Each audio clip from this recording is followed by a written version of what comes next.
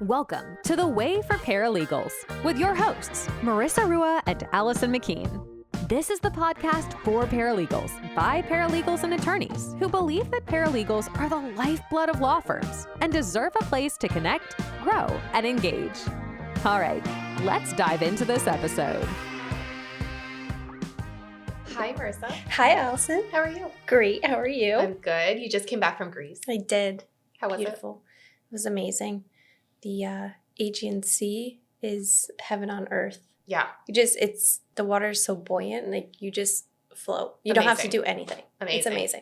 Yeah. And it was a last minute trip. It was a last minute trip. So we were planning to go a while back, and then Alex got orders, so that got taken off the table. And then last minute they got canceled for all the things going on in the world that are not great. So opportunity presented itself, and I am grateful for all of you for supporting that time with my family. I got to go to Wu-Tang. Yeah. I got to use your tickets. It's amazing. Which was so much fun. It was so much fun. Good. I'm happy. So, good all around. Yes. Awesome. Well, welcome back. Thank you. So I wanted to talk to you today because one of the things I deal with a lot in consulting and coaching is there's this idea that the right person exists out there, that you're looking to hire somebody, and you just need to find that right person who's going to come in and know exactly what to do. Right. And it's going to take all this stuff off your plate. Yeah. How do you feel about that? Because you hear it too. Yeah, I do. And I've been in that position. You've been that person. I've been that person where you start somewhere new. My years of experience on paper are true, but they're not true to the firm that I'm going to work at. Yeah. So I will know what you're talking about when we're discussing legal matters and, verbiage, but the way that the firm operates, I can't just jump in and know. Yeah. It's impossible for anyone, right. I think. Yeah. Because not one firm works the same. Right. Like different computers. Yep. Different file systems. Even if you have Filevine or Clio or, one of the big ones. Yeah. It's set up differently. Exactly. So it's completely new. Yeah. I mean, even when I started at Connecticut Trial Firm, I didn't work at a firm that used Mac before that. And at home, we have a Mac, but I never used it for anything related to work. It's different. So it's totally different. I had to learn how to do that and like Dropbox and all this other stuff. Even like scrolling. Yeah. it's totally different. The mouse is different. Yes. Yeah. So I think giving that time period when you have the right person, understanding that they need time to grow to meet your firm's needs. Yeah. And they show that they're fully capable of the job of what you're requiring them to do, but giving them the time to be able to do that with your systems, your everything, the style of communication, even throughout the firm. So much. Yeah. Like, what's the right way to communicate with my manager? Yep. What's too much? Yep. I see this all the time, and it results in a lot of anxiety for the people who work there if they don't know exactly what they're supposed to be doing because they want to do a good job. Exactly. Yeah. And then there's the actual substantive piece of it. So, like, when we were at Connecticut Trial Firm, we kind of gave up on we eventually learned. We grew. We learned that we couldn't find that unicorn that we were trying to plug in. Yeah. But we could find somebody who was talented and smart and hardworking and had the right personality fit for that role, and we could train them. Yes. And that part was difficult. That's what we're trying to help other law firm owners with, our para-era training. Yes. Can you speak to that a little bit for anybody who hasn't? Absolutely, because just to give a little background, like to go off of what you're saying with like finding that person that is trainable. I started before being a paralegal. I worked in the medical field. I was in doctor's offices working, and I wanted to like change my career. So I found a position at a law firm. It was a small law firm, and I started as the receptionist there. But with being told at the interview, we need a receptionist for this time, but eventually you're going to be transitioned to a paralegal or legal assistant role. And I was like, okay. So I gained that experience, like knowing, how to work with attorneys and how to take a phone call with a potential client, all of those things as a receptionist, and then was able to transition to a paralegal role. But just from experience, like the person that you're hiring doesn't need to have legal background. If they are trainable and they show ambition and the willingness to want to learn more, if they're asking you questions that are not specifically related to maybe a task, but just a general overview of something, that person wants to learn and they want to grow with your firm, and they're probably going to be like an outstanding employee. They're going to work hard. I think the idea of having the willingness to want to grow in that field is more important than 5 years of experience that somebody may have been miserable at their last firm because they just don't like the job, but they want to find a new one because that's just all they know. They go to your firm and then they give you 50%. It's the same thing. It's the same thing. As at their last job. And exactly. And a lot of times what I found is people can come with bad habits. Yes.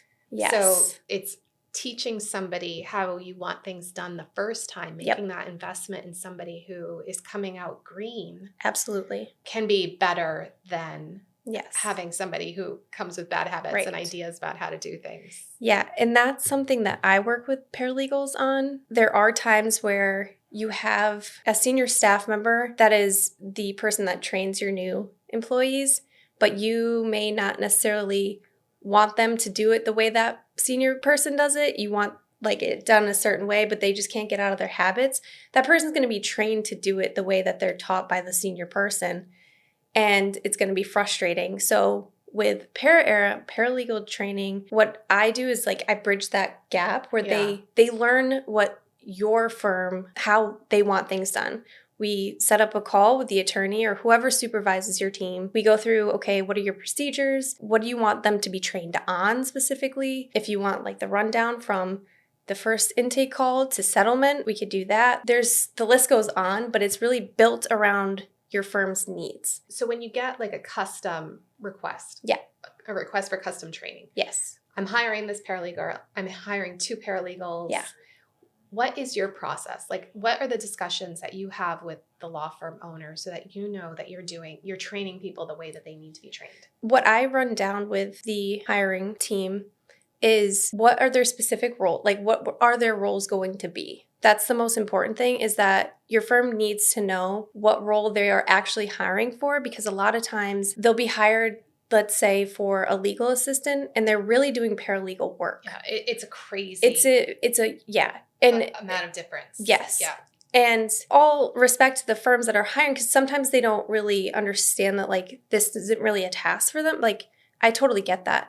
But when you're hiring and we're going over this, that's something that I approach. I'm like, okay, well, if they're going to be doing medical records requests, final balances, and everything to do with the liens on 130 cases, which this is a true story, something needs to change, because that is not manageable for the person that's being hired for that role. And especially, I think an important fact to think about is that you may have had these cases for a year and a half, and they're jumping in and they have to learn every single thing about the file.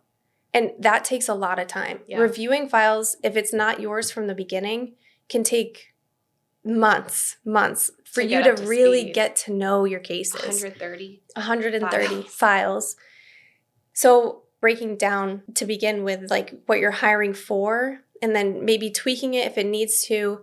If not, we just go through what are their responsibilities? How do you want them to communicate with you? Do you have certain things that they need to check on a daily basis? Once I get that foundation, the structure, you don't have to send any client information to me. I don't need any of that. I just need a rundown. And then we go through what pieces of the training or all of the training that you want discussed with your team. We have our initial 2-hour Zoom meetings where I just basically go through my training materials. And I always tell everybody in the beginning, like, you don't need to stay quiet the whole time. If you don't understand something, you have a question, you need me to go back, interrupt me. I want you to. I think that's a scary part when somebody first starts out, when they're maybe shadowing with somebody at their firm. They're scared to like ask the question because they don't want to feel like they don't know it. It's a stupid question. Yeah, it's never a stupid question. Yeah. That's what I always say. Because people do say it like that. They go, oh, this may be a stupid question. I'm like, it's never a stupid question. And if you have to ask me 5 times, ask me 5 times, and I'll explain it 5 different ways. Whatever way you understand it. And then we have 3 1-hour follow-ups. Those are 1 week after the initial 2-hour meeting, 2 weeks after that, and then 3 weeks after that. So it gives that time for them to take in what they've learned and then come back with maybe a task that they've come across that, they remember kind of how to do it from our session, but need help going through. That's what we work on. It's really whatever they want, those 3 follow-ups. Then they have access to our Slack community, the Para-Era Slack community. How's that going? It's great. Yeah, I love it. And so that people ask you questions, they continue to ask. Yes. Like, I love that it's a safe space. Yes, it is. Yeah. And they'll send me like drafts of stuff. Like if they have a demand or something, I tell them like, don't put any client information, not for like my sake, but just so that they don't, get in trouble at their firm, whatever. Just leave that out. Just like give me the draft sample that you want me to review, and I will go through it and I will tell you any errors, because a lot of times like firms have templates and they don't train their team on how to fill out the templates. Oh. It may sound like a minor, like, oh, you should know how to do it. But for example, a demand letter, that can change. Every client is different. Every treatment is different. Every accident is different. There's so many things that need to be changed within a template for a demand. So what are some things that you see? Like a basic motor vehicle accident template? Yeah. And you fill in client name. Yeah, but sometimes they don't even have a difference between motor vehicle and like premises. Oh. So that also comes into play. Like if you take anything away from this podcast episode, make sure your templates are good. Or ask me and I'll help you. Just templates are everything. Because you're asking a paralegal who has not gone to law school. Yes. Who may not have any other previous training. Right. To understand the difference between a motor vehicle accident and what needs to be pled and a premises liability. Right. So, there's a difference. Yeah, and I think also there's a strong, like the attorney needs to have a good understanding of the case as well, because a lot of times paralegals know probably 10% more about the case than the attorney does, because our hands are constantly on it, doing like the meticulous work. And we can probably run down a treatment history for you in 10 minutes, whereas it would probably take you like an hour to review and get up to speed on the care. But I mean, even the attorney, I think, should review the case completely before a paralegal drafts a demand, especially if they're newer, because certain things come into play, which I'm grateful that I have like so much experience and knowledge and training to date. But what I can catch is like if there's going to be treble damages that I need to put in the demand. Not everybody knows even what that means. Yeah. But like if I see it's like clear recklessness, like you can seek treble damages, texting and driving, things of that sort. But somebody may not understand that, like, or just put that in the demand for the attorney to review. So I think having like that pre-demand review from the attorney, just giving quick notes that you think are like the absolute important things that need to be in there for the paralegal to then go in and add those details. As part of the training. That isn't forever. Right. But it's just to get them up to speed so that like, they know. What should I look out for? Yeah. Yeah. How long do you think it takes to really train somebody? Like, how long did it take you to learn how to be a paralegal? Like a good one. I would say, I feel like I'm still ongoing. like, I'm always learning. Yeah. Which I could confidently handle cases without an attorney's guidance for a long time. Like I really don't ask questions until it's something that, one, I probably know what we should do, but it's not my position to make that call. That's where I would bring the attorney in. But I mean, I would say like probably up until like starting with Connecticut Trial Firm, like that was where I started to peak and continued to grow with you. The legal world is always changing. Yeah. And laws continuously change. AI, like is huge into the legal industry now. It's everywhere. Everybody's talking about it. I have to, get up to speed on how I could properly use it, things of that sort. So I wouldn't say like any paralegal probably can get to like their peak performance throughout their career because they're constantly learning. Yeah. But I feel like the same for attorneys though as well. Oh, like, yeah. The law's constantly changing. law's constantly changing. your trials are never going to be the same. Nope. One trial is never going to look like the other. Nope. Your prep is always going to be different. And then you like, oh, this worked really well. Let me try it on this. It's always totally different. Yeah. Yeah. But I think for the time it takes for a new paralegal to get up to speed, I've seen great feedback from the paralegals that I've trained with that 4-week training onboarding program. The law firms have told me this has been amazing. Like, they know what they're supposed to do. Okay. And if you need me to continue working with them, that's absolutely fine. Like, I have a law firm that I always work with. They always hire me when they have a new hire. That's exactly what you want to do. But that's exactly what I want to do. And it's great for me because the more I work with your team, the more I know your firm, and the easier it is for me to train them. Yeah. Amazing. Yeah. Yeah. This is exactly what we were looking for. Yes. When we had paras, we're like, we don't know how to train them. Yeah. Yeah. We just kind of fumbled through it. Right. But I love that you've brought some structure to it. And we have courses too. Yes. Like just out of the box courses. They're pre-recorded. Yeah. We have from initial client contact, not even intake, but initial client contact to all the way to settlement. Allison does litigation parts of it. Ryan does AI parts of it. It's going to keep growing. Awesome. We have more. We have so much more to do. The biggest question I get in my trainings is always about liens. Always about liens. Liens were the biggest thing at the firm. And they're so expensive. Yes. Like, that is such an expensive mistake to make. Yes. Yes. Like, everything else, I would say, like, we can fix that. Yeah. But missing a lien is huge. It's huge.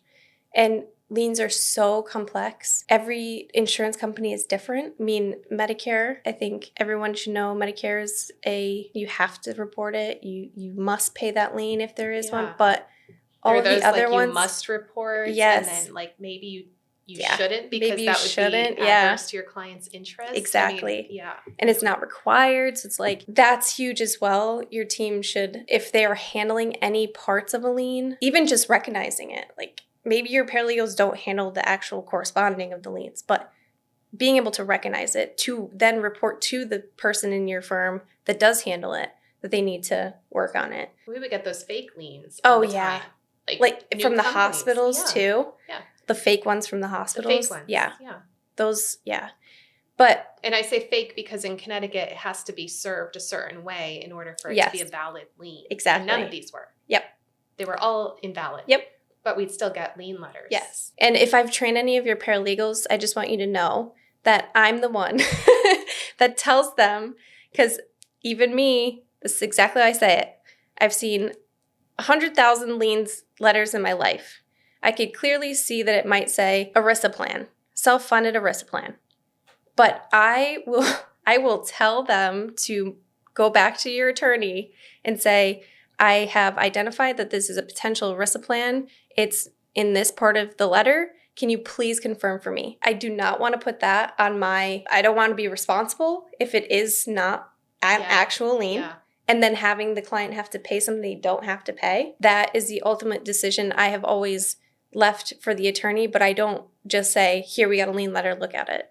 I will review it first and give my opinion on what I think, and then give them the ultimate decision whether I need to report or not. I mean, Ryan and I just got one for a client, and before I could do any sort of like settlement disbursements or anything, I was like, I have to talk to him first because I don't know if I have to contact them or not.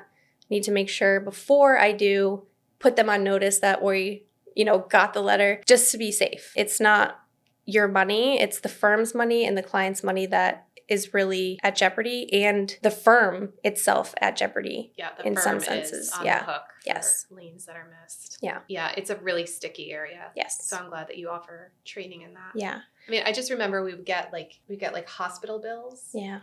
That didn't go through insurance. Yes. And they wanted the client to pay the full amount. Right. When they could just run it through insurance. Yes. That drives me nuts. Yeah. The client could pay nothing. Right. Or a lot less. Yeah. Especially when there's in Connecticut, we have med pay. So we don't have to really deal with the PIP liens or, letters from PIP and exhaustions. But like Connecticut, we have med pay where we can elect to have payment or medical payment coverage on our policy. It's not required. But like New York, New Jersey, Pennsylvania, all these other states, they have PIP where it's just automatically provided to anybody in an accident. But then they can put a lien on it. And with PIP, like they have to go through an IME. And it's just all of these like independent medical examination. Yes. Independent medical examination, yes. From a provider that the insurance carrier selects. So the ortho that your client's been seeing for months may say one thing, and then they go to an IME doctor friendly. And they're like, yeah, we don't really see that. But it's like, yeah, because they're in the insurance company's pocket. But that's okay. We always figure it out. But yeah, like dealing with PIP even can be very complex. And to your point about the health insurance not paying it, it's because like the hospital's running it through PIP because they don't know that it's already been exhausted. And then PIP is denying it. And then the health insurance is saying to run it through PIP.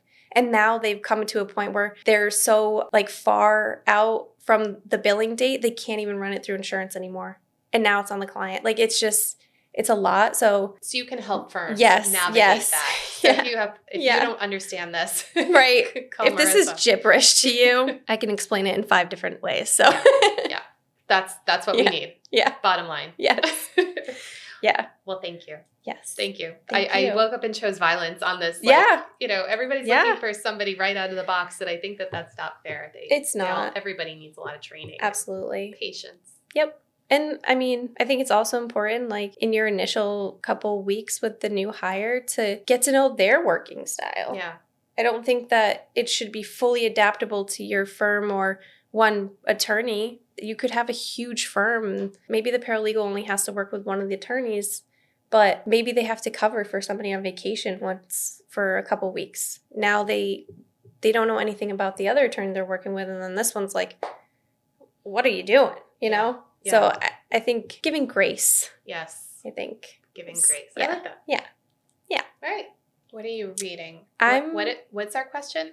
Read, watch. Reading, watching, or listening to. Okay, gotcha. I am reading Fourth Wing by Rebecca Yarros. It's like a mythical, it's got dragons and some like combat. Almost like if you think about, I don't know, Avatar, you've seen Avatar, like the movie Avatar, when they have to like fight to get on the whatever animals that they ride. Okay. It's like a story about that, but like with dragons. Okay. And like not blue people, humans.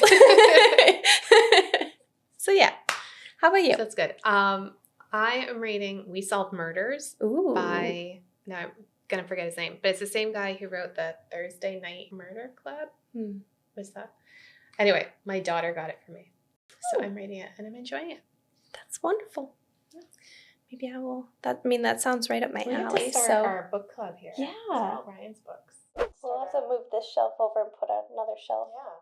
Just to borrow. We should do that. We should, like, every book we read, we should put it on this shelf. Yeah, just to share. Yeah, just to, like, show the audience, like, we like to read here. All right. Yeah. We'll do this again soon. Yes, Okay. absolutely. Thanks for listening to this episode of The Way for Paralegals. If you like what you heard, please follow, rate, and review the show. Until next time, keep being all that.